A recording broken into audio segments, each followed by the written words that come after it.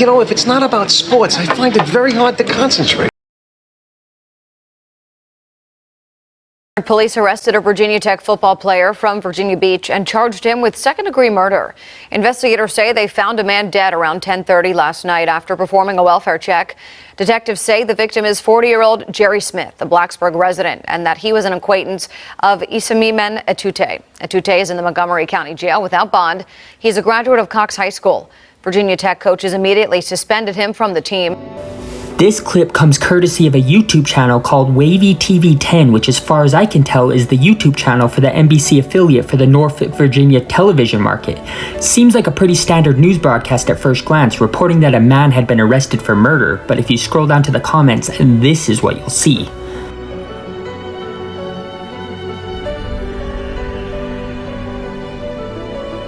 So, why is it that everyone seems to believe he should be set free? Well, sit back and relax because you're about to hear one of the wildest catfishing stories of all time. Isamimen Etute was an 18-year-old linebacker in 2021, measuring at 6'3" and weighing 220 pounds and coming out of Frank W. Cox High School in Virginia Beach, Virginia.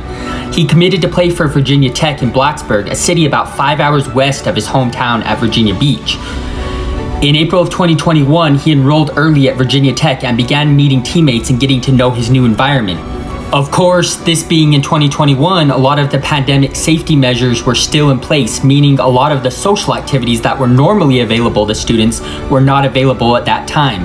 Etute was looking for friends and companionship and also wanted to meet some ladies. So he turned to Tinder, where he began matching with girls and talking to them. He matched with a woman named Angie, who told Isamimen she was a 28-year-old physician at a family health clinic. They soon made plans to meet and hook up, but there was one weird thing Angie told Isamimen that set off some alarms. She told him that due to her career, she had to maintain privacy and anonymity. She said she couldn't show him her face, and although Isamimen thought this was very strange, he was a horny college kid and decided, fuck it, why not? Most of my audience are guys, and I'm sure you can all relate to doing some pretty wild things in the name of getting some. But the fact remained that Etute was still very sketched out. He asked if he could bring a friend with him, and Angie said yes, and even offered to have sex with them both. So Isamimen asked his buddy and teammate Deshaun Elder if he'd come along, explaining how weird the situation was. So they pull up to this apartment right above the Hokie Mart in Blacksburg. They go to the apartment number they were given and the door is already propped open. The entire apartment is dark. So far, this is sounding like the beginning of a horror movie. Angie emerged from the darkness, but her face was cloaked with a sweatshirt. Angie led Etute and his friend Deshaun Elder to her bedroom. It was at this point that Etute's friend Deshaun Elder got a bad feeling and he bounced. He's like, nah bro, I'm gone. But Etute wanted to stay, and so Deshaun left and Isamimen remained. So Angie and Isamimen entered the bedroom and Angie began to perform fellatio on Isamimen. Meanwhile, Deshaun, feeling guilty about abandoning his buddy, went back, and Isamimen, who was still receiving head, quickly pulled up his pants when he heard Deshaun Elder re-enter the apartment. Angie stood up, face still cloaked, and proceeded to hand Isamimen $50. Weirded out by the whole experience, Isamimen and Deshaun left quickly. Isamimen blocked Angie and decided to focus on girls who were not weird as fuck. Isamimen and Deshaun told their buddies on Virginia Tech's football team about the encounter, some of whom expressed concern, encouraging Isamimen to get tested for an STD. Others laughed and told him it might have been a guy he received head from and that he was probably tricked. Isamimen later said, quote, "I was still sure it was a female, but it was possible," unquote. Now, this is where things get kind of creepy. When Angie realized that Isamimen had blocked her, she began texting him from various different numbers, likely those text now type apps that give you a temporary number. Angie begged Isamimen to return for more, but he was completely creeped out by the whole situation and blocked every new number that she texted him from. As time passed though, Isamimen began to feel that something wasn't right with the whole situation, and he wanted answers. Isamimen began to feel violated and manipulated. He decided he was going to return, but not for more head. He was going to confront this person, whoever he or she was. Isamimen brought two friends with him for backup, and as he approached the apartment door, the door swung open. Once again, the entire apartment was dark. Angie motioned for Isamimen to follow her and led him once again into her bedroom. Issy Memon asked her to bend over the bed so that they could have sex. She did as she was told and pulled her tights down. Issy Memon felt her genitals, but something was not right. He didn't feel a... And as it turns out, she was not a she after all. Issy Memon ripped the sweatshirt from Angie's head. He pulled out his phone and shined his phone's flashlight at her. The light revealed his worst fear, a man with dark hair and stubble. Issy Memon stepped back and stammered out in shock. "Why didn't you tell me you was a man?" Angie smiled a creepy smile and said slowly, "I'm not." And then she lunged for Issy Memon, reaching for his crotch. Issy Memon delivered a powerful punch to the catfish's jaw, knocking the man to the floor. Issy Memon, still in shock, jumped on him and began punching and kicking him. In shock and disgust, Issy Memon fled the building with his two friends, leaving bloody footprints trailing out of the building. John Smith had not heard from his brother in a day. This was unusual because he spoke with his brother Jerry nearly constantly. John was concerned, and so he drove to Jerry's apartment. John brought his son with him, and as John entered his brother's apartment, his son waited near the door. John went into his brother's bedroom and saw his brother's lifeless body, beaten, bloody, and bruised. Jerry was wearing a pair of tights that were pulled down to his thighs. Jerry Smith was not a victim, however. In fact, he was completely the opposite. He was a serial predator. He had been posing as a 28-year-old physician named Angie Renee. He had lured multiple young men in and tricked them into having gay sex. He had even been communicating with at least one minor child.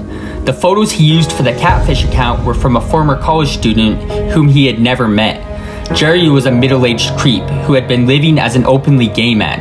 He had been charged with sexual battery in the past, and in the following months, dozens of his victims would come forward to share their stories with police. Police started by looking at the security footage of the building from the night before. It showed Issy Memon entering the apartment while his two friends waited. Minutes later, the footage showed Issy Memon fleeing the apartment. 8 bloody footprints were found by police, which followed the exact exit he took. Police arrested Atute 2 days later and charged him with second-degree murder, which carried a sentence of up to 40 years in prison. Issy Memon later said he could see his future disintegrating in front of him.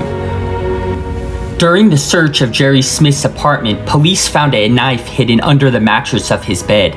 This was good for Issy Memon's defense team, as it showed that Issy Memon was possibly under the threat of harm, which lends credence to the defense's assertion that Issy Memon acted in self-defense. Nearly a year after Jerry Smith's death, the trial began. Issy Memon's defense argued that Jerry Smith was a serial predator who had lured Atute into the apartment under false pretenses. At one point, Issy Memon's attorney got teary-eyed and proclaimed that Issy Memon was the type of guy whom he'd like to have as a son. The prosecution urged the jury to ignore the theatrics and focus on the facts of the case. They argued that Issy Memon had acted in anger, not self-defense, pointing to the fact that every bone in Jerry Smith's face was broken, and said that Issy Memon had chosen to continue to beat Jerry Smith rather than flee right away after he had already knocked down the older and smaller man. The jury would deliberate for only 3 hours before returning with a verdict, and typically when the jury takes barely any time to deliberate, usually it means that they are going to hand down a guilty verdict. However, not in this case. The jury returned with a verdict of not guilty, and Issy Memon's friends and family celebrated loudly in the courtroom. Issy Memon himself dropped to his knees in tears. Atute told ESPN, quote, "The only thing I can take from this is just, at least they're not going to be able to do this to anyone else. If, let's say, I was even locked up right now, I'd still be thinking, at least he's not going to do this to more people and just messing up people's lives," unquote. No doubt that Jerry Smith was a complete monster, a serial predator who preyed on emotionally vulnerable men. Truly evil, if you ask me. After this whole fiasco ended, Issy Memon Atute tried his best to move on and heal from his trauma. He returned to classes at Virginia Tech, but later transferred to Iowa Western Community College to continue his football career. His attorney said that he was unable to find any Division I schools who were interested in signing him after the highly publicized trial. Last season in 2023, he recorded 17 tackles for Iowa Western, averaging 1.5 tackles per game. He is currently in his sophomore season. If you enjoyed this video, leave a like. If you hated it, leave a dislike. But either way, comment for the algorithm and subscribe for more sports content. I just want to real quick thank you guys for 500 subscribers. I finally hit that milestone and I can start offering channel memberships. Unfortunately, it's going to take YouTube about a month to review my channel to make sure my content is monetization friendly, so to speak. But thank you so much. Those channel memberships will be coming soon, so keep a lookout for that. I even want to thank the people who comment and call me out for not saying things right or mispronunciating them. Is that how you say it? I'm doing it again. I'm so bad at it, I know. But it's funny because even sometimes when I say things right, people still comment and say, you said it wrong. I think it's probably just a meme at this point on the channel, but I'm fine with it. Hey, thank you so much, guys. Anyway, peace out.